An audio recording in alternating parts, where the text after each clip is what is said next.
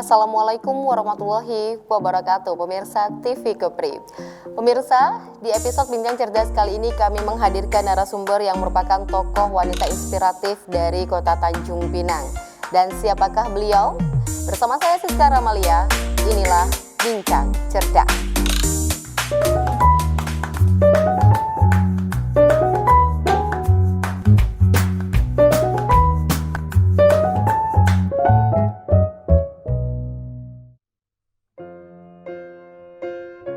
Baik, terima kasih pemirsa, Anda masih bersama kami di episode Bincang Cerdas. Nah, seperti yang saya sampaikan tadi, narasumber kita di episode ini merupakan tokoh wanita inspiratif.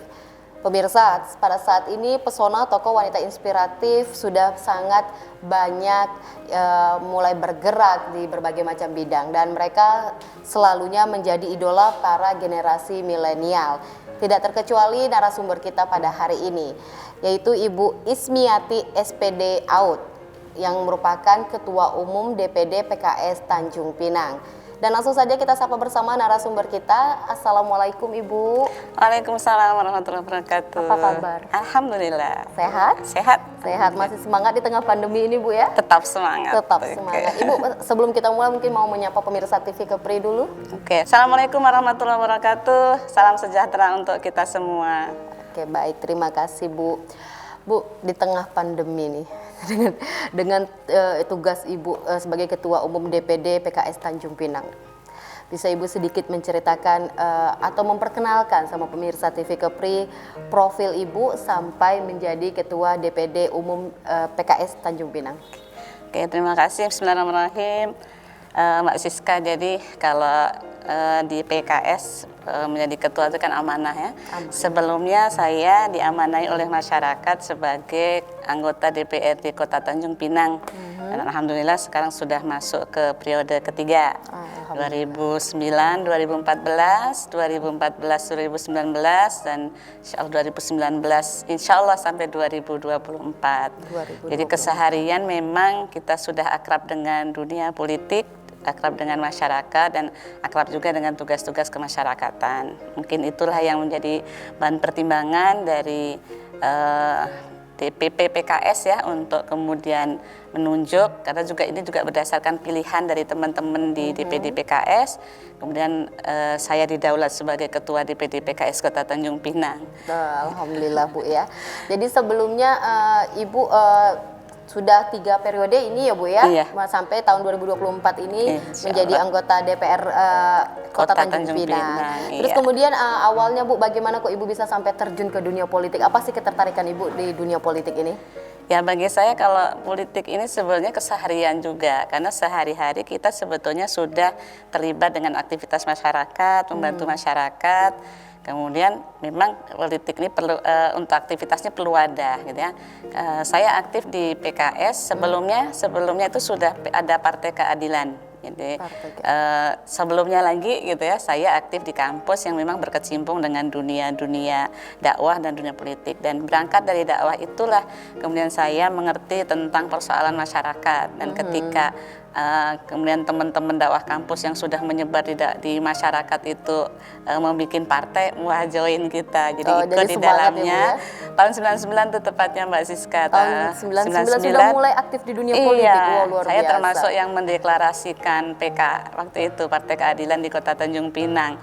Jadi bagi saya partai ini adalah anugerah karena bisa mewadahi saya yang sebelumnya adalah ya daiyah ya, berkecimpung di dunia dakwah.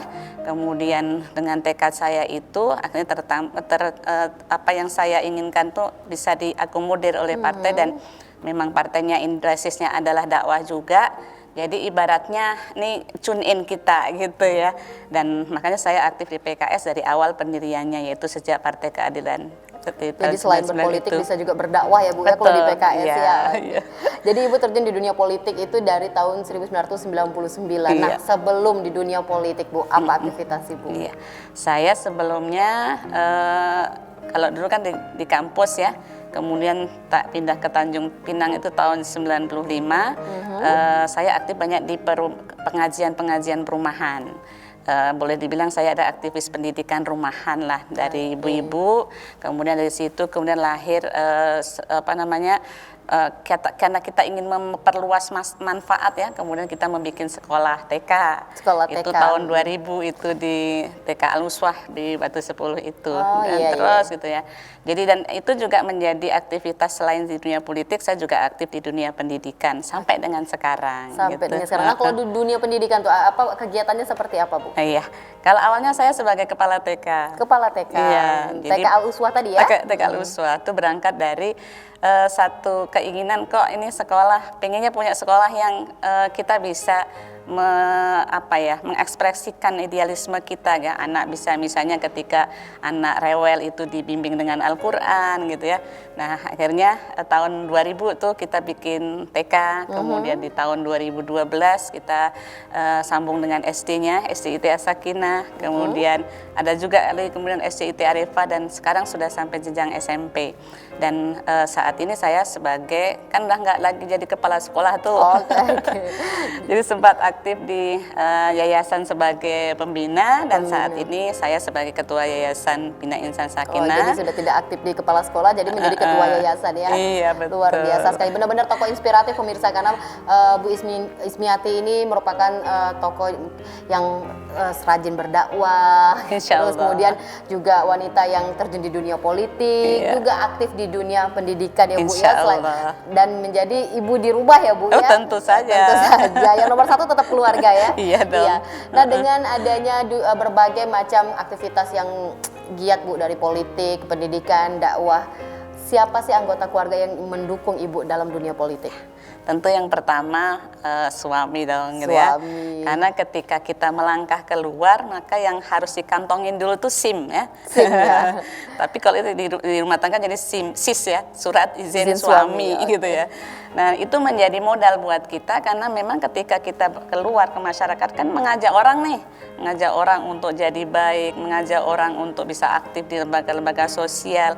Kalau kita nggak diizinin suami, gimana? Itu akan menjadi beban tersendiri. Benar. Jadi itu landasan utama. Kemudian juga kita tentu bukan hanya suami, keluarga, anak-anak ya, itu memang merupakan faktor pendukung utama, meskipun mereka tidak suka dengan aktivitas politik, tapi paling tidak mereka mendukung orang tuanya untuk berpolitik. Kayak saya punya anak 5 loh. Wow, luar biasa. Yang besar umur berapa Bu? Sudah 26 tahun dan sudah lagi menempuh S2. Yang kedua juga sudah lulus kuliah. Tapi masih awet muda loh, anaknya sudah 26 tahun. Terima kasih. Sangat luar biasa karena mungkin aktif rajin di luar kali ya Bu, jadi bawaannya happy aja ya. Iya, betul. Karena tadi dulu pernah jadi guru TK, jadi awet muda. Oh iya, pernah jadi guru TK juga, luar biasa sekali. Baik Bu, kita jeda sesaat boleh Bu? Boleh sih. Baik. Terima kasih pemirsa, kita jeda sesaat, usai jeda kita akan kembali bersama kami di Bincang Cerdas.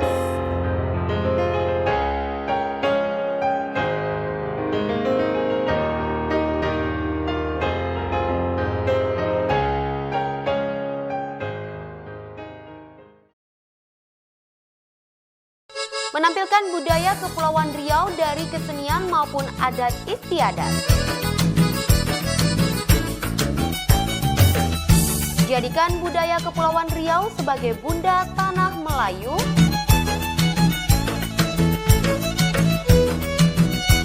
Menggali khazanah Melayu di Kepulauan Riau.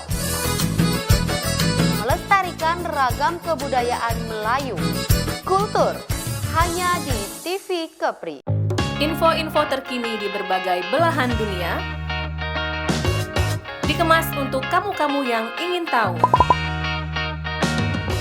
MTM hadir di setiap hari hanya di TV Kepri.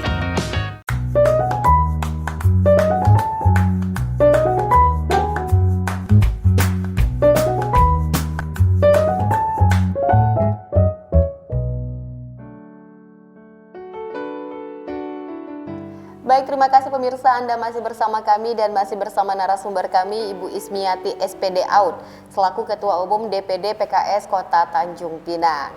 Nah Bu, tadi Ibu sebelumnya menyampaikan bahwa dukungan suami itu pasti nomor satu. SIS ya kita namakan ya Bu ya, surat izin suami.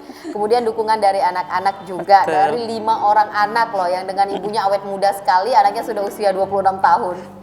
Dukungan anak-anak itu seperti apa sih Bu? Iya, pertama mereka sangat mendukung ketika kita menginginkan mereka menjadi anak-anak yang sekolahnya sukses gitu ya. Dan itu menjadi sebuah menurut saya modal ya. Ketika kita akan berbicara dengan orang lain, tentu anak kita, keluarga kita harus bisa menjadi contoh.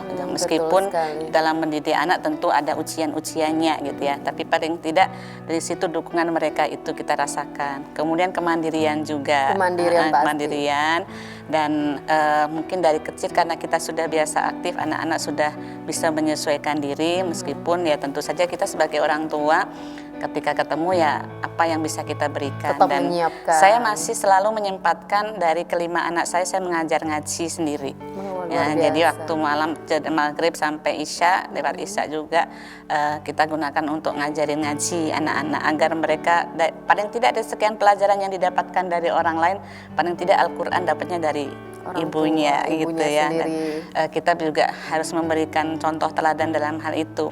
Dan menurut saya itu adalah dukungan yang real gitu ya. Karena kalau berbicara tentang dakwah, partai dakwah, maka pijakan yang awal ini menjadi faktor kesuksesan kita. Benar. Ketika kita mungkin dalam masalah keluarga, hubungan kita dengan suami tidak beres, maka saya yakin kita tidak bisa melangkah keluar dengan nyaman karena ada yang tertinggal di rumah gitu tidak ya. Nyaman dan tidak bisa memberikan contoh yang baik ke masyarakat ya Bu ya. Dan alhamdulillah memang itu dukungan itu terus mengalir dan ini menjadi kekuatan tersendiri. Kita tersendiri sehingga menjalani aktivitas kemudian kita menoreh insya Allah ya kalau bisa menjadi prestasi-prestasi kita maka itu tidak lepas daripada dukungan keluarga kita yang merelakan kita keluar. Dan juga kalau kita berbicara tentang lebih jauh lagi berbicara pahala, maka semua kebagian pahalanya dong, masa cuma kita aja yang mau dapat pahala gitu. Jadi dukungan keluarga itu juga sangat penting ya Bu ya, bisa jadi contoh untuk masyarakat juga.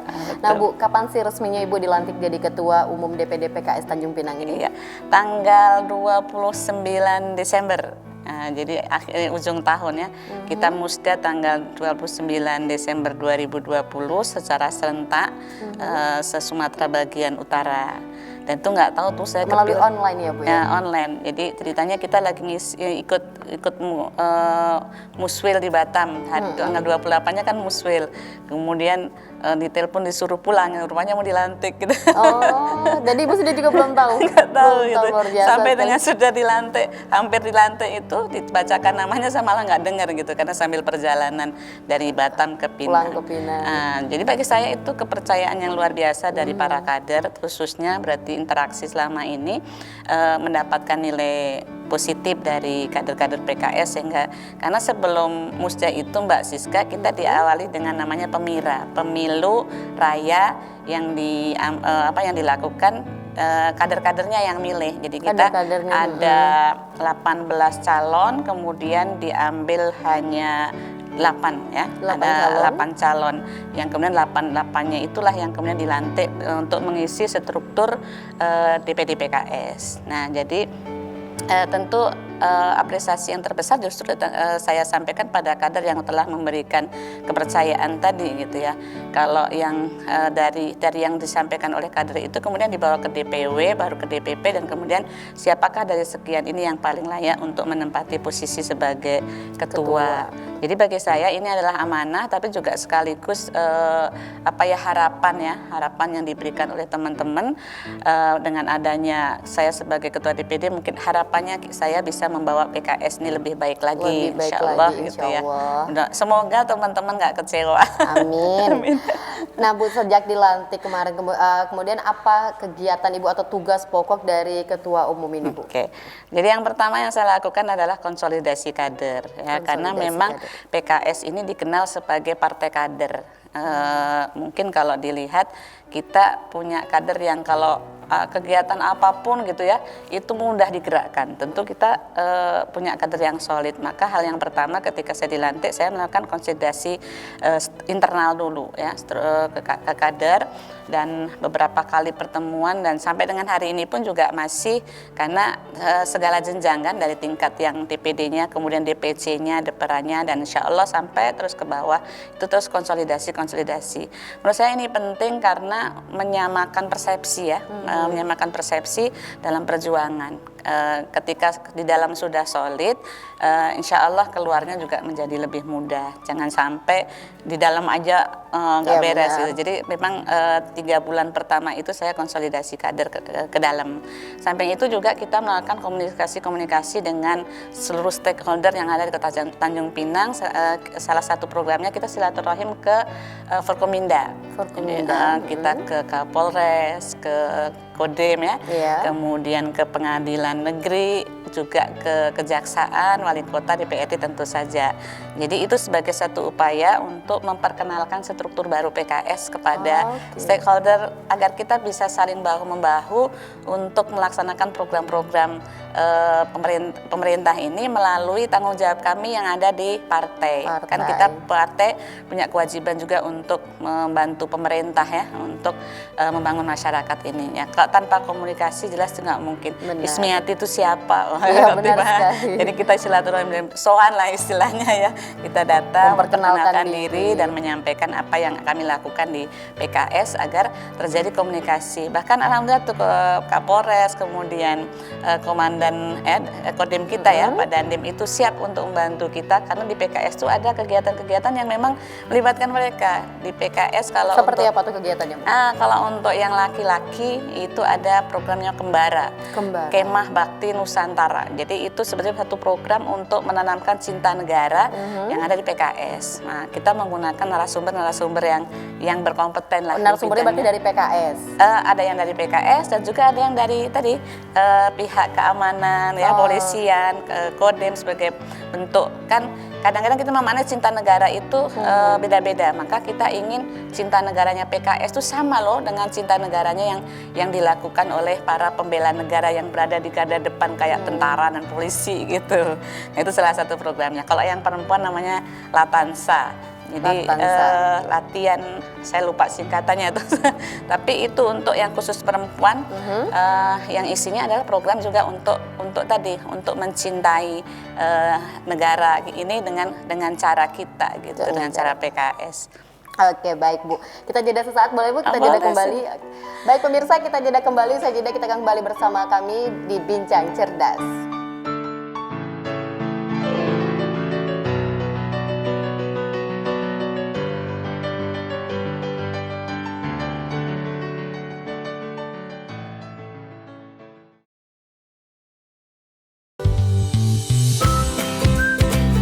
Hai adik-adik, di sini tempatnya. Kalian bisa bernyanyi dan menari.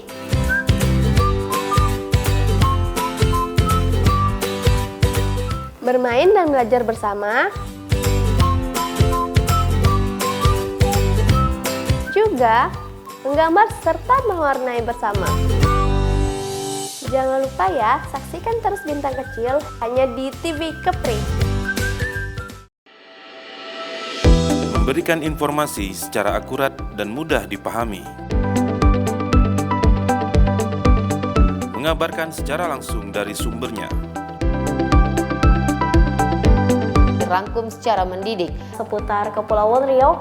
Kita saksikan kabar Kepri selengkapnya. Menyampaikan kabar seputar Kepri.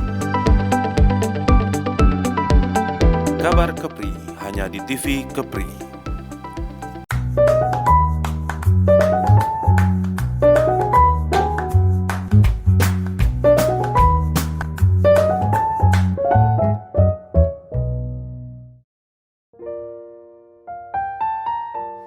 Baik pemirsa, terima kasih masih bersama kami dan masih bersama narasumber kami Ibu Ismiati selaku Ketua Umum DPD PKS Tanjung Pinang. Nah Bu, kita sambung sedikit nih. Pemilu 2024, benarkah PKS akan mengusung sendiri calon wali kotanya? Insya Allah. Jawaban pendeknya insya Allah. Tapi untuk menjawab insya Allah itu tentu kami sedang menyiapkan diri, ya. Kita sedang menyiapkan diri, menyiapkan kader-kader kita untuk layak, ya, untuk layak memimpin daerah ini. Jadi ada serangkaian kegiatan yang akan menuju ke sana. Jadi ketika kita mengangkat, bahkan begitu dilantik itu langsung ditanyain tuh gitu ya, apakah PKS mau ngusung kader sendiri? Saya bilang insya Allah gitu ya. Jadi sambil itu kita menyiapkan, di antara penyiapan itu adalah bagaimana kita menyiapkan kader untuk terjun ke masyarakat. ya. Dan kemudian mungkin setahun ke depan kita akan melakukan evaluasi sejauh mana tingkat elektabilitas kader yang kita maksud gitu ya.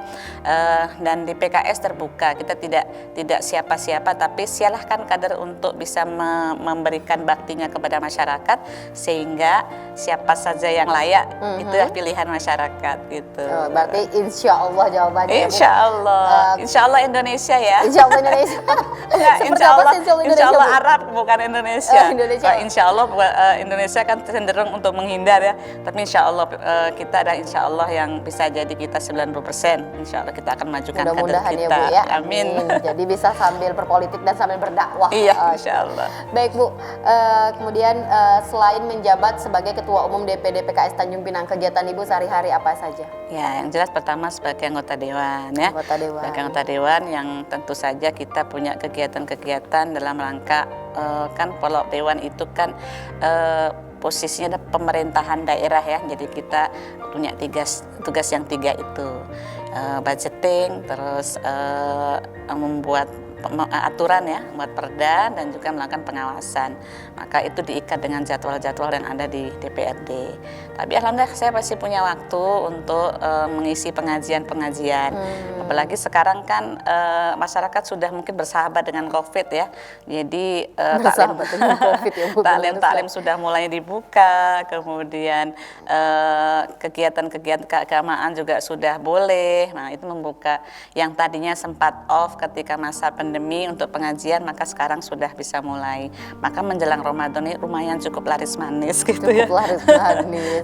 Terus Baik Bu, dengan berbagai macam aktivitas Ibu, jadi tadi juga berdakwah, kemudian juga pendidikan. Jadi bisa dibilang Ibu ini kan tokoh inspiratif, seorang wanita tokoh inspiratif. Mudah-mudahan. Nah Ibu juga bagaimana sih Bu tipsnya untuk pemirsa di rumah untuk cara Ibu membagi waktu untuk karir dan ibu rumah tangga? Sebetulnya kita dikasih waktu sama ya 24 jam, dan 24 jam itu mungkin kita baginya ada waktu untuk diri kita juga, untuk keluarga juga, dan tentu untuk masyarakat. Nah, dengan mengatur itu di kapan kita untuk diri kita dan kapan untuk masyarakat, insya Allah akan tercapai manajemen waktu yang seimbang gitu ya. Ya, mulai kalau mau diceritakan dari tengah malamnya boleh deh gitu. Boleh silakan. Ya, bangun lebih cepat setiap hari gitu ya, diawali dengan waktu untuk diri kita, munajat kepada Allah, kemudian sampai subuh, kemudian menyiapkan diri anak-anak kita gitu. Kebetulan ini pandemi kan ngumpul semua nih gitu ya. Nggak sekolah ya. Sekolahnya di rumah gitu kan. Kemudian baru kemudian siap keluar sampai dengan sore, sampai dengan maghrib gitu ya. Pulang habis maghrib sampai isya itu saya sering tidak buka HP karena itulah waktu saya untuk istilahnya koordinasi dengan keluarga secara ruhiyah, bertilawah gitu ya, baca Quran, sehingga nuansa kebersamaan dalam keluarga tetap ada. Jangan sampai kemudian waktu kita habis untuk di luar, kemudian kita istilahnya kolaps gitu ya, diri kita habis gitu. Jadi itu waktu untuk keluarga dan juga untuk mengisi. Tadi kan saya katakan saya ngajarin ngaji anak sendiri sampai sekarang masih 5 anak ya Bu. Ya yang gede nggak lagi lah. Iya maksudnya dari dia kecil ya. Jadi tinggal yang 2 sekarang itu kalau misalnya nyetor hafalan sama menyimak tilawahnya anak itu maghrib sampai ada hafalannya isya. juga Bu. Iya ya, dong luar gitu ya. biasa. Nah isya ke sono kalau ada kegiatan keluar lagi. Kalau nggak ada ya maka tadi untuk kita persiapan untuk besoknya. Nah itu waktu-waktu kita, dan saya yakin dengan keseimbangan ini kita akan mendapatkan bobot dalam beraktivitas akan lebih baik. Jangan juga ada istilah itu kan seperti lilin ya, membakar dirinya tapi nggak dapat apa-apa. Tentu kita nggak seperti itu, dan saya yakin masyarakat mencintai kita semua, ingin sering kan dapat doa tuh dari teman-teman semoga sehat ya, mudah-mudahan gitu ya. Jadi aktivitas memang harus diatur sedemikian rupa karena kita punya waktu sama 24 jam gitu ya. Nah dari aktivitas itu insya Allah akan lahir kegiatan-kegiatan yang berkualitas. Benar. Jadi selain tadi anggota dewan kan saya juga ketua yayasan yang saat ini kami sedang melakukan pembenahan dan juga sedang bangun pesantren nih di Sebau. Lagi bangun pesantren. Iya, jadi memang energi cukup tersedot ya. Jadi pikiran kita tersedot juga. Tapi alhamdulillah tadi dengan keseimbangan itu, mudah-mudahan selalu sehat. Alhamdulillah, amin Bu. Kita kan dasarnya tuh dari kita sendiri ya Bu ya, Betul. yang harus memang menyempatkan waktu untuk keluarga dan karir. Iya. Oke Bu, sebentar lagi kita memasuki bulan Ramadan. Ramadan, iya. Nah, apa sih rancangan kerja dari PKS ini untuk bulan puasa? Ya, jadi di PKS menyambut Ramadan itu memang istimewa ya. Kalau dulu saking istimewa kita pawai tuh. Pawai menyambut Pawai? Ramadan keliling kota ya. Tapi untuk pandemi ini yang kemarin kita nggak boleh kan. Nah, untuk yang sekarang ini mungkin kita tidak juga pawai karena masih menyesuaikan dengan kondisi. Tapi kita menyebarkan imsakyah sebagai tanda bahwa ini loh Ramadan sudah datang. Yang kedua kita tarhib. Tarhibnya juga beda. Kalau dulu kan kita menghadirkan orang, kalau sekarang online. Jadi sudah 2 kali malam nih kita tarhib online. Secara online ya? Secara online. Memasuki tahun kedua. Pesertanya bisa lebih banyak ternyata kalau online kan. Oh gitu. Kalau yang mager kan tetap bisa ikut gitu Tetap ya. ikut dan sambil melalui baring-baring di aplikasi rumah ya. Zoom dari Benar-benar. rumah gitu ya. Kemudian kita juga ada pengumpulan zakat infak sedekah yang itu kita gali dari kader dari masyarakat, kemudian kita bagikan kepada masyarakat yang membutuhkan sesuai dengan asnaf, sesuai kalau sedekah sesuai dengan kebutuhan. Kita juga ada mungkin nanti masyarakat bisa mengikuti ya Yaumun Ma'al Quran, sehari bersama Al-Quran di Sehari situ. bersama Al-Quran. Itu secara online atau bagaimana Bu?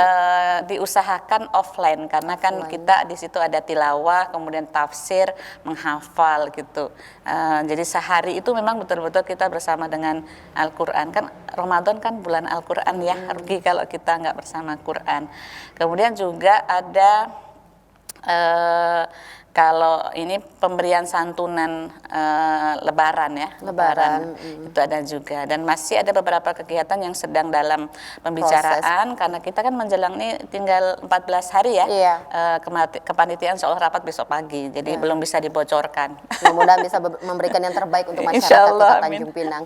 Baik, terakhir Bu, Ibu sebagai Ketua Umum DPD dan lebih lagi menjadi tokoh inspiratif wanita, berikan sedikit motivasi Ibu kepada ibu-ibu yang di rumah dan kemudian harapan Ibu ke depan untuk PKS. Oke. Silakan Bu. Baik, ibu-ibu di rumah,